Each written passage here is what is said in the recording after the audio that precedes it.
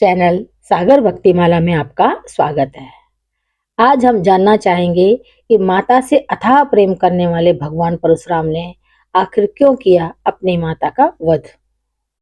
धर्म ग्रंथों के अनुसार भगवान परशुराम विष्णु के छठे अवतार हैं। उनके पिता का नाम जमदग्नि तथा माता का नाम रेणुका है।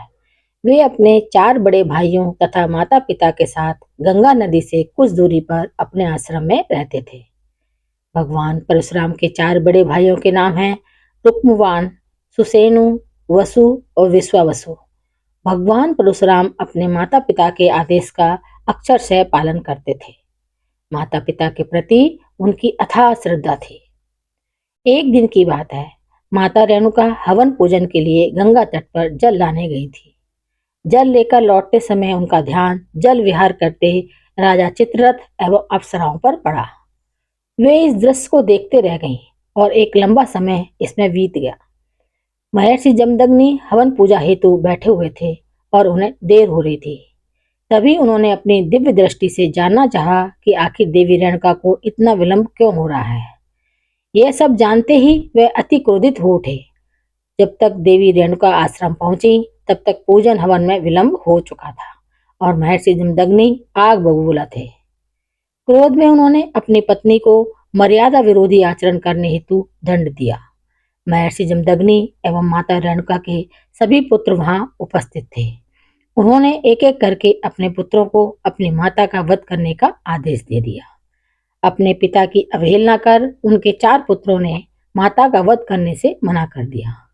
पिता की आज्ञा विमुख होने के कारण महर्षि जमदग्नि ने अपने 4 पुत्रों को विचार शून्य होने का श्राप दे दिया। यह सब भगवान परशुराम देख रहे थे।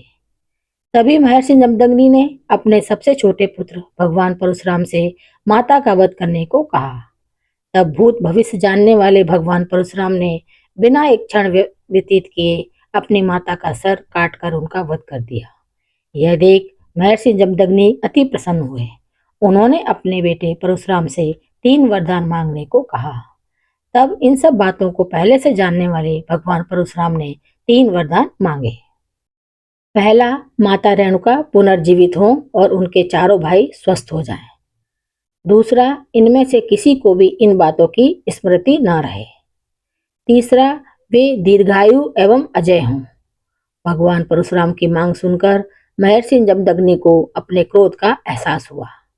तथास्तु कहकर उन्होंने अपने पुत्र को तीनों वरदान दे दिए।